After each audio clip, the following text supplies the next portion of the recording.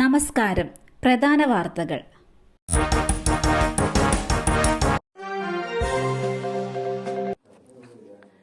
അജ്മലും ശ്രീകുട്ടിയും MDMA ഉപയോഗിച്ചിരുന്നു. തെളിവുകൾ പുറത്ത്. ഇരുവരും കസ്റ്റഡിയിൽ. കൊല്ലം മൈനാഗപ്പള്ളിയിൽ യുവതിയെ കാർ കയറ്റിക്കൊന്ന കേസിൽ പ്രതികളായ അജ്മലിനെയും ശ്രീകുട്ടിയെയും 2 ദിവസത്തേക്ക് കസ്റ്റഡിയിൽ വിട്ടു. ഡോക്ടർ എന്ന് പറയുന്ന പരിഗണന ശ്രീകുട്ടി അർഹിക്കുന്നില്ലെന്നും ലഹരിയുടെ ഉറവിടം കണ്ടെത്താൻ ഡോക്ടറുടെ കസ്റ്റഡിയിൽ വേണമെന്നും പ്രോസിക്യൂഷൻ ആവശ്യപ്പെടുകയായിരുന്നു. ശ്രീകുട്ടിയുടെ നിർദ്ദേശപ്രകാരമാണ് കാർ അജ്മൽ മുന്നോട്ടെടുത്തതെന്നും പ്രോസിക്യൂഷൻ വ്യക്തമാക്കി. പ്രതികൾ ലഹരിക്ക് അടിമയാണെന്നും മെഡിക്കൽ പരിശോധനയിൽ MDMA ഉപയോഗിച്ചതായി തെളിഞ്ഞിട്ടുണ്ടെന്നും പ്രോസിക്യൂഷൻ പറഞ്ഞു. ചോദ്യം ചെയ്യുമ്പോൾ പ്രതികൾ ലഹരി ഉപയോഗിച്ചിരുന്നുവെന്നും പ്രോസിക്യൂഷൻ വ്യക്തമാക്കി. അതേസമയം പ്രതികൾ ലഹരിക്ക് അടിമയാണെന്ന കാര്യത്തിൽ പ്രതികൾക്കെതിരെ പോലീസ് കൂടുതൽ തെളിവുകൾ കണ്ടെത്തി. കേസിലെ 1, 2 പ്രതികളായ അജ്മലും ഡോക്ടർ ശ്രീകുട്ടിയും താമസിച്ച കരുനാഗപ്പള്ളിയിലെ ഹോട്ടലിൽ നിന്നാണ് തെളിവുകൾ കണ്ടെത്തിയത്. കഴിഞ്ഞ 14-ാം തീയതി ഹോട്ടലിൽ ഒരുമിച്ച് താമസിച്ച ഇരുവരും ലഹരി ഉപയോഗിച്ചിരുന്നതായി പോലീസ് കണ്ടെത്തി. ഇവിടെ നിന്നും മദ്യക്കുപ്പികളും രാസലഹരി ഉപയോഗത്തിനുള്ള ട്യൂബും പോലീസ് കണ്ടെത്തിയിട്ടുണ്ട്. ഇവ ശാസ്ത്രീയമായ പരിശോധനയ്ക്ക് അയച്ചു. ഈ മാസം 3 തവണ ഇതേ ഹോട്ടലിൽ ഇവർ മുറിയെടുത്തുവെന്നും അന്വേഷണത്തിൽ കണ്ടെത്തി. ഹോട്ടലിലെ CCTV ദൃശ്യങ്ങളും പോലീസ് ശേഖരിച്ചിട്ടുണ്ട്. ആയുർവേദ കഷായത്തിൽ ചത്തപല്ലി. ആര്യങ്കോട് പഞ്ചായത്തിലെ കുറ്റിയാണിക്കാട് പ്രവർത്തിക്കുന്ന ആയുർവേദ ഡിസ്പെൻസറിയിൽ നിന്ന് ലഭിച്ച മരുന്നിൽ ചത്തപല്ലി കിടന്നതായി പരാതി. മുക്കോലവില അനഘഭവനത്തിൽ വസന്തയ്ക്ക് ലഭിച്ച കഷായത്തിലാണ് പല്ലിയെ കണ്ടെത്തിയത്. 100 മില്ലി മരുന്ന് മറ്റൊരു കുപ്പിയിൽ നിന്നും പകർന്നു നൽകുകയായിരുന്നു.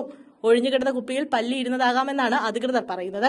ഇനി മുതൽ മരുന്ന് പൊട്ടിച്ച് പകർന്നു നൽകുന്നില്ലെന്നും സീൽ പൊട്ടിക്കാതെ തന്നെ വിതരണം ചെയ്യുമെന്നും ഡോക്ടർ പറഞ്ഞു. ലെബനനിലെ പേജർ സ്ഫോടനം. മലയാളിക്കും പങ്ക്. ലണ്ടനിലെ പേജർ സ്ഫോടനത്തിൽ അന്വേഷണം ബൾഗേറിയയിലെ മലയാളിയുടെ കമ്പനിയിലേക്കും. നോർവേ പൌരത്വമുള്ള മലയാളി റിൻസൺ ജോസിന്റെ ബൾഗേറിയയിലെ കമ്പനിയെക്കുറിച്ച് അധികൃതർ അന്വേഷണം ആരംഭിച്ചതായി പ്രാദേശിക മാധ്യമങ്ങൾ റിപ്പോർട്ട് ചെയ്തു. ലെബനനിലെ ഹിസ്ബുള്ള സംഘടനയ്ക്കായി പേജർ വാങ്ങാനുള്ള സാമ്പത്തിക ഇടപാടിൽ ഇദ്ദേഹത്തിന്റെ കമ്പനി ഉൾപ്പെട്ടതായ സംശയത്തെ തുടർന്നാണ് പരിശോധന. ബൾഗേറിയയുടെ തലസ്ഥാനമായ സോഫിയയിലാണ് കമ്പനി.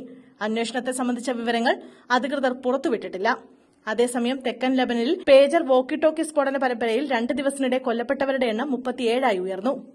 പരിക്കേറ്റവർ 3000 കവിഞ്ഞു. 287 പേരുടെ നില ഗുരുതരമാണ്. ഇസ്രയേലാണ് സ്ഫോടനം നടത്തിയെന്നാണ് ഹിസ്ബുള്ളയുടെ ആരോപണം. ശശീന്ദ്രനെ മന്ത്രിസ്ഥാനത്ത് നിന്ന് മാറ്റുമോ? നിർണായക തീരുമാനം ഇന്ന്. NCP നേതാവ് AK ശശീന്ദ്രനെ മന്ത്രിസ്ഥാനത്ത് നിന്ന് മാറ്റുമോ എന്ന കാര്യത്തിൽ നിർണായക തീരുമാനം ഇന്നുണ്ടാകും. പാർട്ടി അധ്യക്ഷൻ ശരത് പവാർ കേരളത്തിൽ നിന്നുള്ള നേതാക്കളുമായി മുംബൈയിൽ ചർച്ച തുടങ്ങി. മന്ത്രിസ്ഥാനം ഒഴിയേണ്ടി വന്നാൽ പാർട്ടി പ്രസിഡന്റാക്കണമെന്നാണ് AK ശശീന്ദ്രന്റെ ആവശ്യം. മന്ത്രി മാറുന്നത് ഇടതുമുന്നണിയിൽ ചർച്ചയ്ക്ക് വന്നിട്ടില്ലെന്ന് കൺവീനർ TP രാമകൃഷ്ണൻ പ്രതികരിച്ചു. നീണ്ട 8 വർഷങ്ങൾക്ക് ശേഷം പൾസർ സുനി പുറത്തേക്ക്. കർശന ഉപാധികളോടെ ജാമ്യം. നടിയെ ആക്രമിച്ച കേസിലെ മുഖ്യപ്രതി പൾസർ സുനിക്ക് കർശന വ്യവസ്ഥകളോടെ ജാമ്യം. വിചാരണ കോടതിയാണ് പൾസർ സുനിക്ക് ജാമ്യം അനുവദിച്ചത്. സാക്ഷികളെ സ്വാധീനിക്കരുത്, എറണാകുളം പ്രിൻസിപ്പൽ സെഷൻസ് കോടതി പരിധി വിട്ട് പുറത്തുപോകരുത്, മാധ്യമങ്ങളോട് സംസാരിക്കരുത് എന്നിവയാണ് ജാമ്യ വ്യവസ്ഥകൾ. 2 ആൾജാമ്യവും 1 ലക്ഷം രൂപയുടെ ബോണ്ടും കെട്ടിവെക്കണമെന്നും കോടതി നിർദ്ദേശിച്ചു. പൾസർ സുനി കേസിലെ മറ്റു പ്രതികളുമായി ബന്ധം പുലർത്തരുത്, ഒരു സിം കാർഡ് മാത്രമേ ഉപയോഗിക്കാവൂ. ഇതിന്റെ വിശദാംശങ്ങൾ കോടതിയെ അറിയിക്കണം. ഈ വ്യവസ്ഥകളും കോടതി മുന്നോട്ട് വെച്ചിട്ടുണ്ട്. പൾസർ സുനിയുടെ സുരക്ഷ റൂറൽ പോലീസ് ഉറപ്പുവരുത്തണമെന്നും എറണാകുളം പ്രിൻസിപ്പൽ സെഷൻസ് കോടതി ഉത്തരവിട്ടു.